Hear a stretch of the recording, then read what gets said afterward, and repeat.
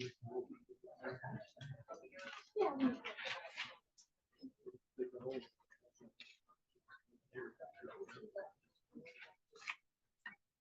have to accept that it's being recorded on your.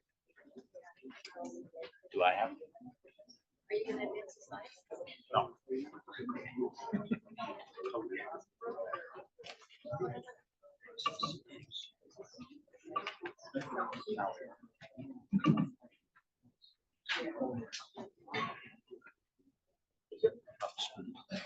Yeah.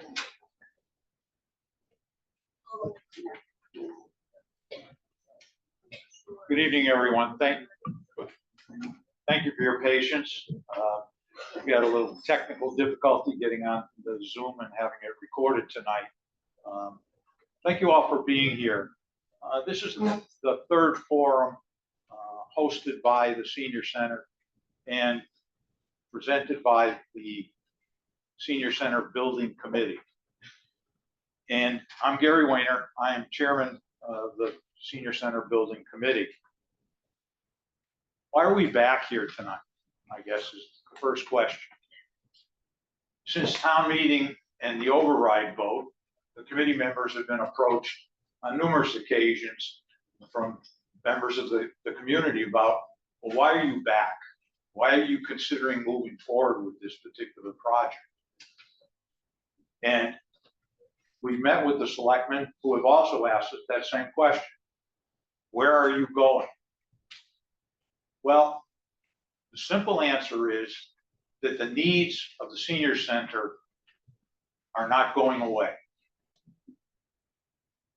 They're here today, and there are future needs that the center has. And so we want to address tonight what the senior center does, because I think a number of people, at least that talked with me after the town meeting, really didn't have an understanding of all that goes on in this building. And so we want to bring at least a taste of what happens. And it's a small taste, if you will, of what goes on daily in this building. So if we can, Becky. The Melville Room. The basement of Town Hall was the senior center for the town. Over the years, it served to about 300 people a year in that room with the kitchen and the tables, if you will. In 1999, we got a new senior center. It's 25 years old now. And in those preceding 25 years, the senior center has committed and provided programs to many of the seniors and many of the non-seniors in this town. Just in the past 15 months in this center,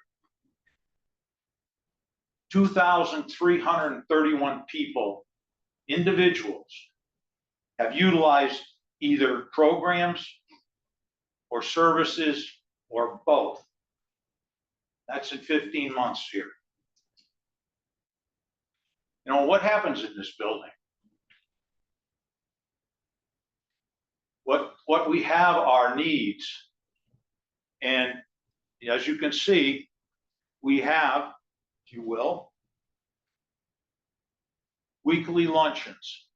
Now, the luncheons on an average serve about 25 seniors every day, except on Fridays. On Fridays, that number swells to over 50 people. Why? Because of the memory unit, that program that is run. So caregivers and participants in that program are here for lunch.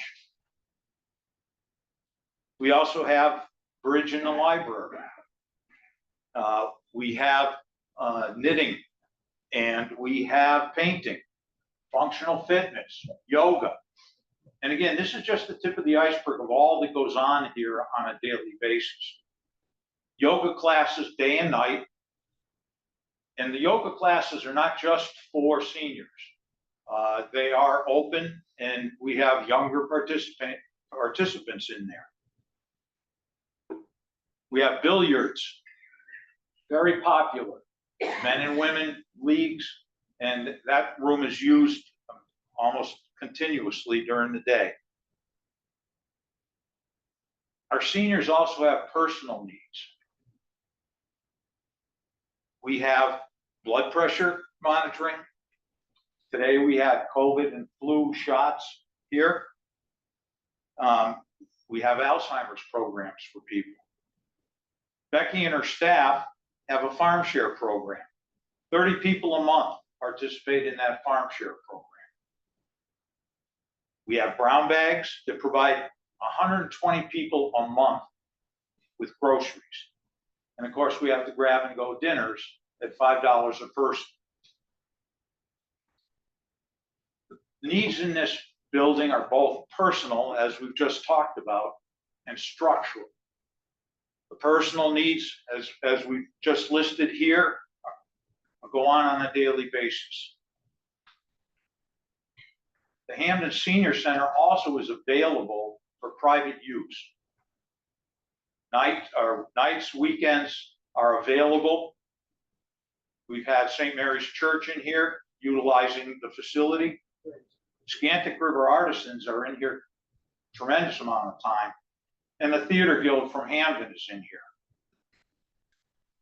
So, just last night we had the FBI on a scam program that was in here for all citizens to learn about the different scams that are going on. The Senior Center also is an outreach center. It is the only social service agency in the town of Hampden. And I'll say that again because I think a lot of people don't understand that. It is the only social service agency that this town has. They give insurance help here for both Medicare and Medicaid, emergency fuel assistance. 40 to 50 people a month take advantage of the center's emergency food assistance program. Not necessarily seniors. The staff provides a healthy food clinic for people so that they can learn how to eat well, if you will. We have veteran services out of this building. Continuously in use during the day. Towards the end, we'll get into the numbers and talk about how many people utilize it over the course of the last 15 months and some other statistics you may find interesting. So the personal needs is the one aspect of this building. The second aspect is the physical infrastructure that we have here. This building is 25 years old.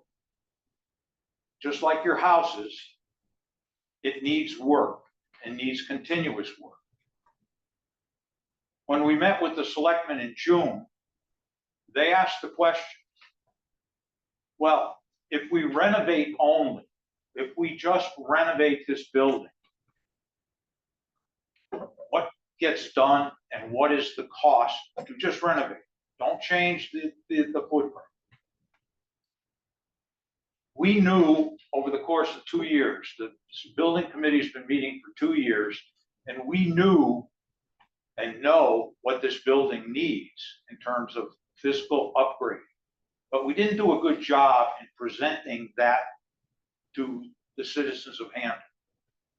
Right now, this building needs a new roof.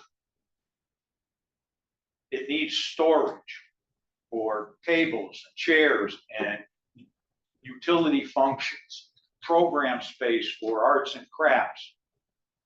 It needs bathroom space to be upgraded to ADA standards. It needs lights that are more efficient than what we have. And it needs windows that need to be repaired or replaced at this point. The HVAC system, heating, cooling, needs replacement. Without doing any expansion, the building needs about 1.7 to $2 million worth of investment to keep it at a level that allows people to work and have programs here. Chris Wanty is here from EDM, and I have to say they have done a tremendous job working with the committee in providing us with the technical data that we needed to stand in front of you and talk about the needs that we have here for this center. It's 25 years old, folks, and my house is always needing work. And we haven't done a lot in this building over the course of the last 25. The renovation option only addresses those particular concerns and doesn't address what the selectmen asked the building committee to do, which is look at the center over the next 25 years and determine its needs. And that's what we have done. In fact, if you look at it, the renovation only would reduce space for programs and for open space in this building. And I say that because the bathrooms need to be made ADA accessible, which means they have to be enlarged. And so if you enlarge the bathrooms, something's got to give on the same footprint. We did hear the concerns at town meeting, and we hear the concerns all around the community that the price tag that we came to town meeting with was too high, that there are other needs that the town has, without a doubt. So in the last 3 months, the committee reassessed. With the help of Chris and his crew, we looked at how can we reduce the cost, but maintain the needs for the next 25 years that we're going to have. And if we can, that is a rendering of what the new center would look like. But more importantly, the new layout, as you see, and if you took the handout, if you look, there's a red line that goes around. That is the existing footprint of the senior center. Everything outside the red line is the new additions that we were looking for.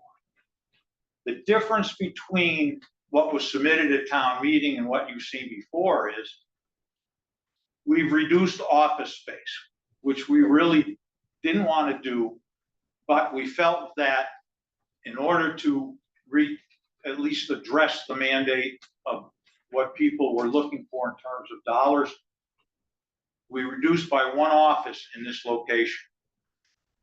And if you notice, this area right here is a health and wellness area. It has a shower and will be utilized by the nurse. But it will also be utilized by that infamous janitor's closet, toe clipping area that we've talked about in the past, so that it can be done in private, but not in the janitor's closet. There we go. We had a second multi-purpose room in there, and we've reduced and gotten rid of the second multi-purpose room. Probably the biggest change in terms of what we would have liked to see happen and what is going to happen is we didn't move the vestibule. The entrance to the senior center will remain where it was. In the previous idea, it was going to be here. It would have opened up this area a little bit larger so that when large gatherings are coming into this community center, they could move with a little bit more space and a little bit freer to that. But we're not going to do that. We are going to work a little bit on the vestibule here, but in essence, it stayed and the entrance stays the same. I have to confess, bathrooms are not changing. And I know there's been some discussion when people look at the plan and say, holy moly, that's a lot of bathrooms. First, by code and by use in this building, those are the minimum number of bathrooms and stalls that we are allowed to do.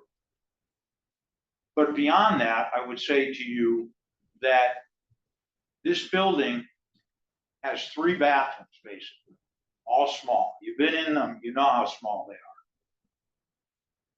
Here we will have modern, up-to-date ADA bathrooms capable of taking large crowds.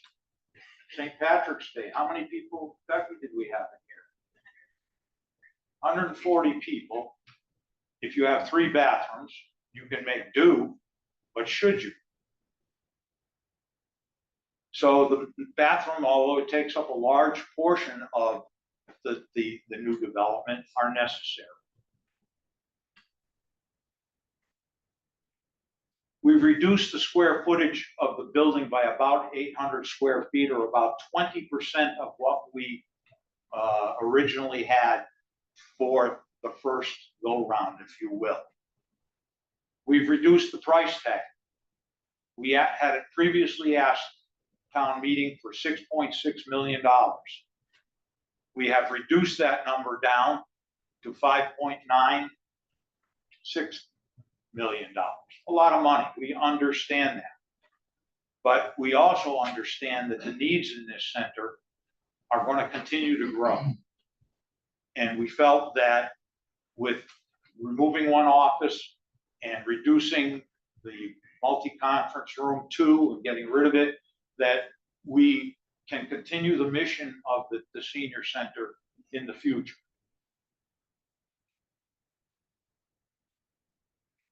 One other thing is with regard to the bathrooms, you beat that to death, but this building is a heating and cooling center.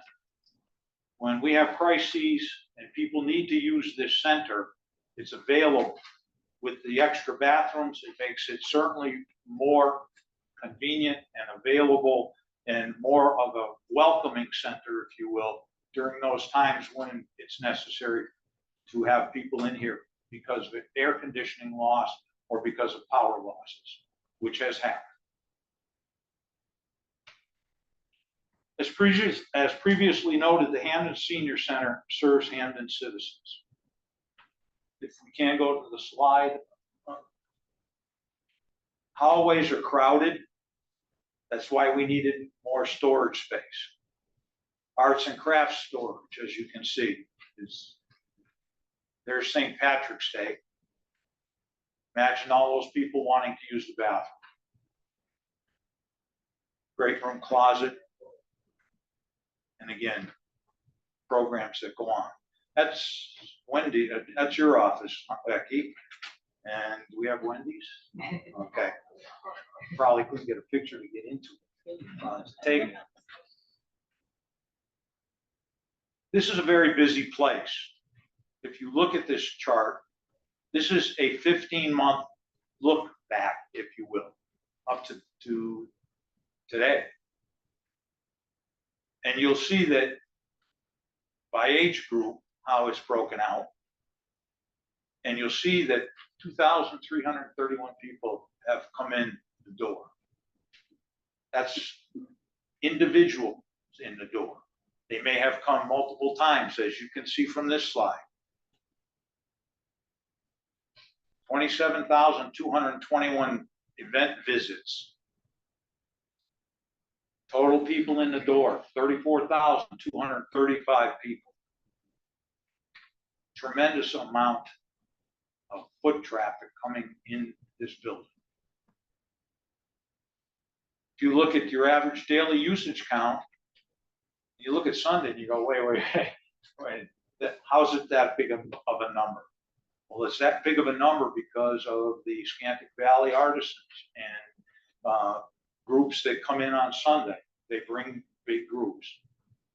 And this center now is open for private groups on weekends and nights.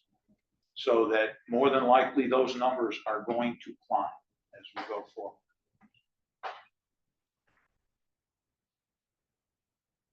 I'd like to point out one other thing. I talked way too long, I'm sorry. The Friends of the Hampden Senior Citizens are a tremendous resource for this building. They've been raising funds for many years. They currently have the Heart Springs box. They've run tag sales, the boutique. I think you got handouts tonight about geos. They've gone to geos. But in conjunction with the building committee following town meeting, we are having a major push on a fundraising drive for the center. A week ago, the Friends committed $250,000 towards that fundraising. We're looking to have a $500,000 goal. Hopefully we surpass it, but we believe we can reach that goal, which will then reduce that $5.6 million down. Just for informational purposes, after we get a positive vote at town meeting, within 90 days, an override vote, similar to what happened last May, or this past May, will occur. In the intervening 3 months, we will be fundraising. And as I say, we hope and believe with the seed money already from the Friends that we can not only reach the goal and surpass it. I have also, the Friends have asked me to notice 2 things. One, geos. And secondly, that the Friends will be offering rides to town meeting on October 29th. Some seniors may not like to drive at night. The Friends will be available to bring you to the vote. And we hope you will be coming out in droves, if you will, one way or another, truly. With that, thank you. Talked too long. Questions. We are happy to answer questions now, and afterwards, snacks, coffee, and a tour if you want to take a tour of the building. Go for it. Doug. Eric,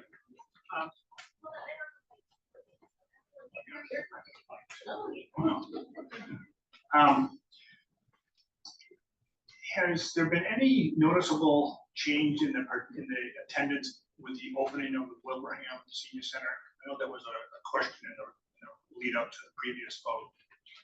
I will pass to Becky because, again, we have talked and was of concern, certainly with them opening up, but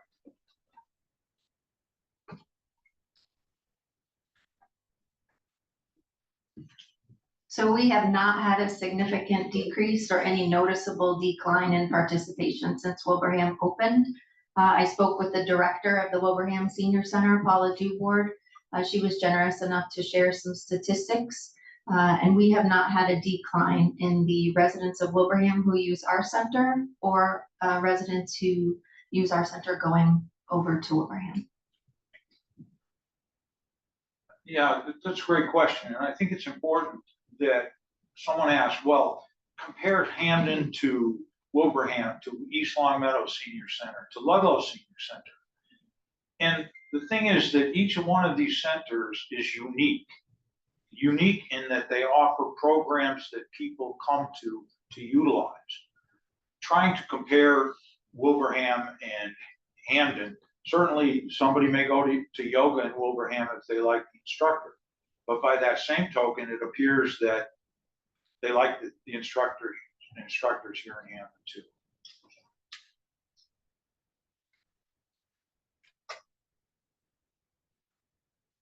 Bob. Yeah, Bob Howard. Just a little thing. If everybody in the room here makes 10 phone calls to friends and brings them to the town meeting, you walk away with a vote. I was in politics. That's what we did. And you got the votes right here in the room.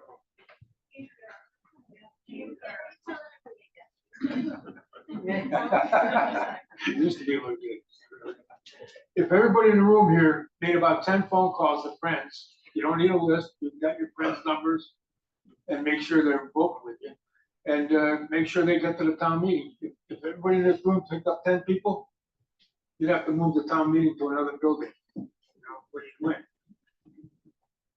Just get out the vote. No one wants to touch the elephant in the room, huh? How much is it gonna cost us? $5.6 million. Yes, Does that include the renovation call? thank you. Absolutely. Thank you very much. It includes the 1.7 to 2. Yes, We have to do that anyway. exactly. You're exactly right. Yes.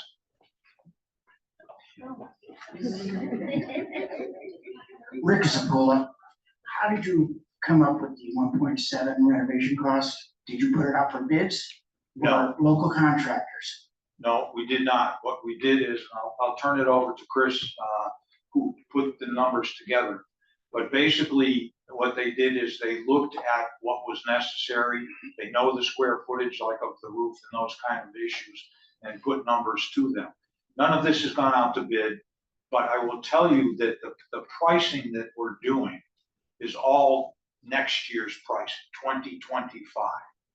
We did not want to lowball the number and find out that when the bids do come in, that we're short. So we did use that, but Chris, did you put? So at this stage of the design, we typically don't bring contractors into the mix. We use a third-party cost estimator, which is, can you hear me? I'll speak up. So what we do at this stage of the game is we don't bring contractors on board. We do the next best thing, which is hire a third-party cost estimating company. And this group, that's all they do all day is look at designs, look at construction numbers, and create cost estimates based on design documents, which we put together. And that group of cost estimators are plugged in with local contractors, so they're all constantly, soliciting, hey, what were your most recent bid numbers on comparable projects? So the idea being that it's not a true contractor pricing actual bid documents, because we haven't gotten that far in design. We're giving them design concepts, giving them, the rough intent of the design, and they're using their data that they're gathering from local contractors to put together a cost estimate. So that's currently what you're looking at on the screen here as a cost estimate. So the 1.7 could be either more or less, depending on what bids or quotes come in from the contractors? That's, the nature of the game, depending on the bid environment. It's an estimate, and that's, the best that we can do at this point. But Are you we going to have, be using local contractors? yes, it's gonna be a public bid, so it'll be, there's local regulations in Massachusetts that require, certain types of contractors. So yes, it'll all be local, local contractors that work in Massachusetts.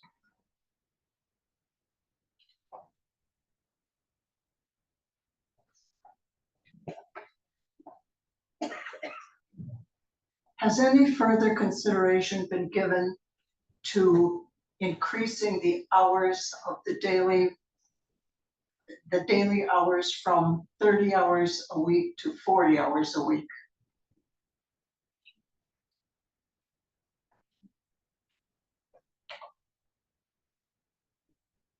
So we did a pilot program and we did increase the hours from 9 to 3 to 8:30 to 3:30. We did see some increased activity in the afternoon, but we didn't see as much activity in the morning. So it would take us a while to reschedule all of our programs, which is something that we will again address in the future for sure. We did not see enough traffic coming into the programs in the afternoon to warrant us continuing those hours currently.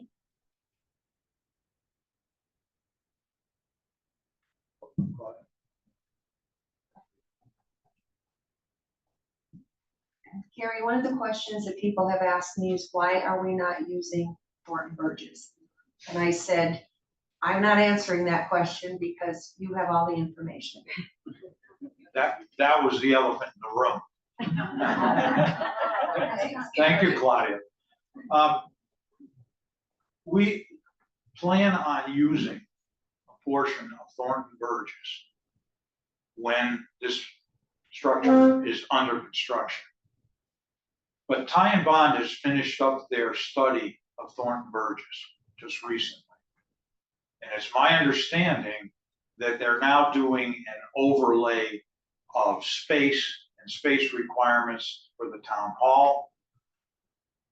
And it appears that 70 to 80% of that building space will be taken up between town hall, library, and a new recreation department that they have been pushing for a while, which leaves not a lot of space for growth and not a lot of space for us to go over there.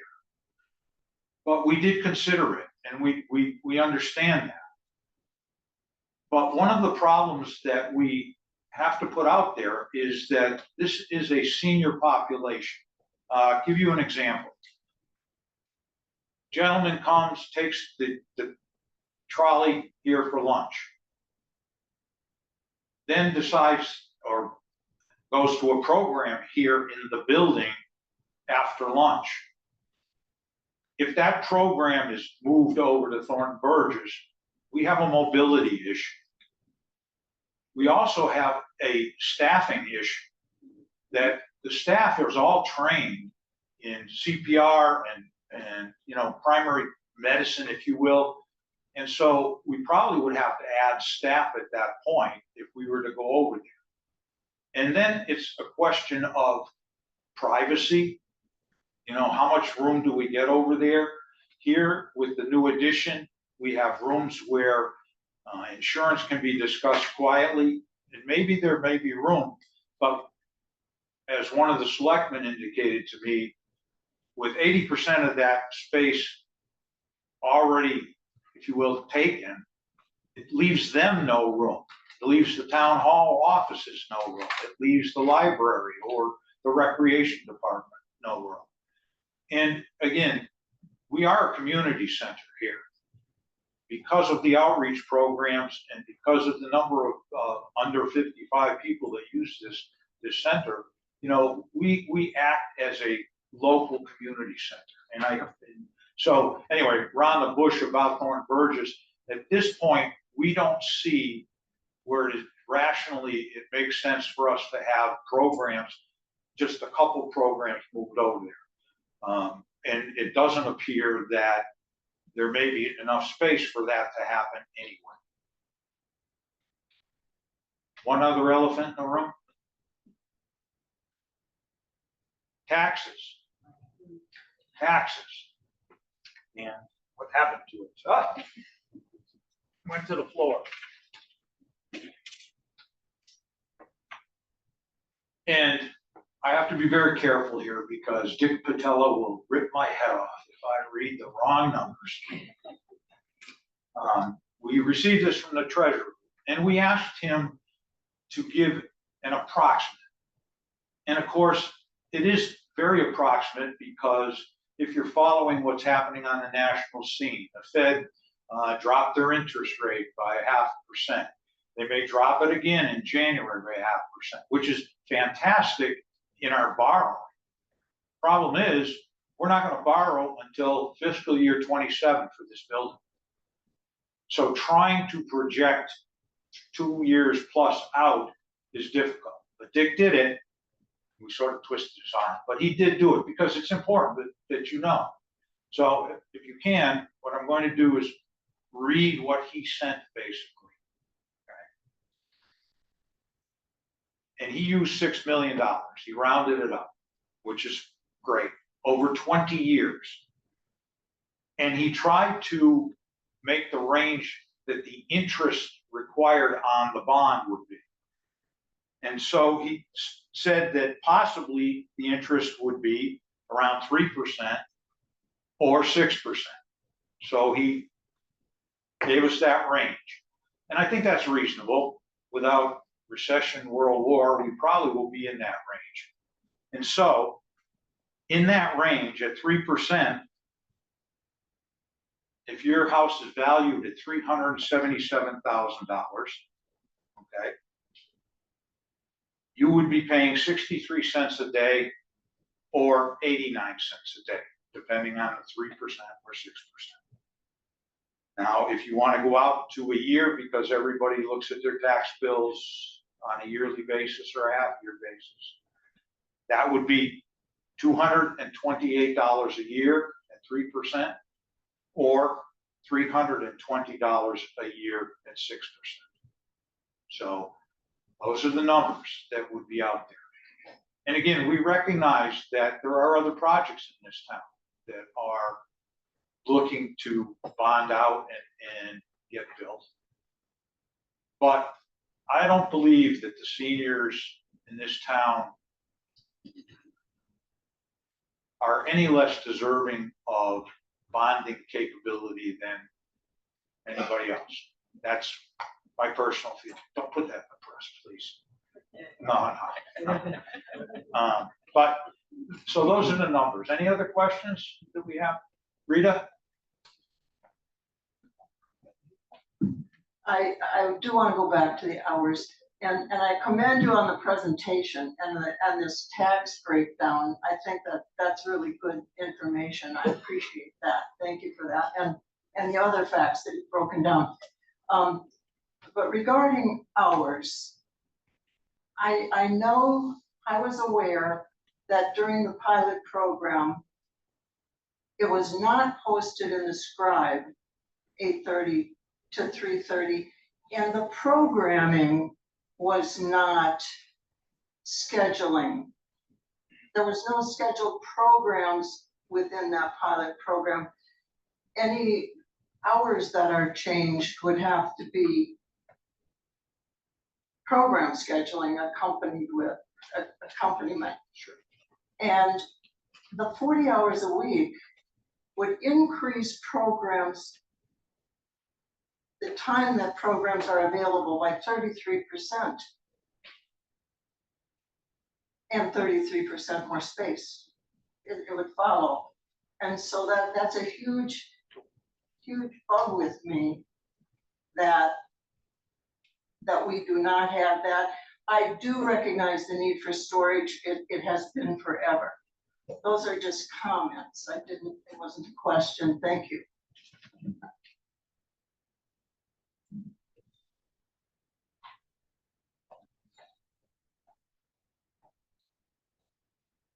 Thanks, Rita. I just want to point out that yes, it was advertised in the scribe that we were open for additional hours. Specific programs were not rescheduled during that time, but we did have groups that did come in earlier. So the knitters came in earlier, and we had a watercolor class that came in earlier, things like that. The additional hours certainly would give us additional time to hold programs, and that is important. But what it doesn't give us is getting foot care out of the janitor's closet. It doesn't give the veterans agent a private space to meet with people. So we still have needs above and beyond the program needs. So even if we were having yoga at 8 a.m., we still are cutting toenails in the closet. And so there are still additional needs. And so while yes, we will consider looking at changing the schedule, opening for more hours, it doesn't completely satisfy what the needs of the senior center are right now. We have been hosting evening hour programs. So we've been adding additional hours in the evening time during September and October. And those have been very well received. And we've had a lot of comments from the community and feedback from the community that they would love to see those programs continue. So that is something that I was talking to the COA board this past week. If we can continue programs like that, we have to rework our staffing pattern so we can have staff in the building in the evenings. But that was a way that we added additional hours to our schedule so we could add additional programs. So we do know that additional hours will work, but that's something that we have to figure out for the daytime hours as well.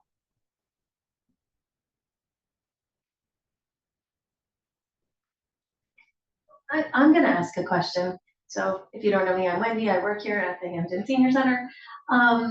So if we did do 40 hours a week, I'm here 37 and a half. Well, that's what I get paid for.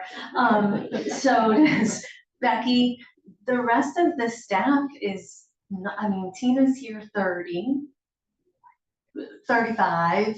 Then we have part-time employees. So none of us even are a 40-hour work week paid positions. So I'm just wondering how that works. Personally, I'm just asking for myself. I don't know if the answer is that. It would be a matter of reworking the whole staffing schedule. And correct, we could need more employees, and that's not something that's in the town budget right now for us to afford additional staffing currently.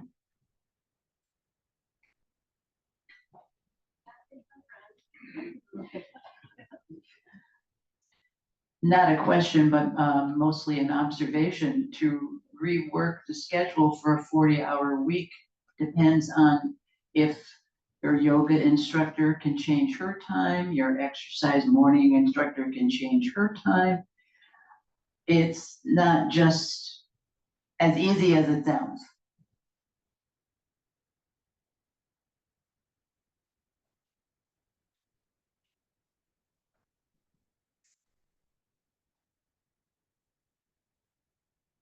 Any other questions? Good. Don? Don Collins, I'm a member of the building committee, but I just wanted to point out the program that was handed out to you. You can see that currently there are 2009 seniors, people over 60 in town. To give it a little perspective, if you go back to the 2010 federal census, there were 1,235 seniors and over 60 in our town. So that's in these 14 years, you've had an increase of 63% in the number of seniors in town. So the senior population is dramatically the fastest growing segment of our town. Thank you. Just one last point before we go. Members of the building committee, raise your hand. Just a shout out. 2 years worth of work with these people. 2 days a month. And in my pleasure. That's all. Thank you.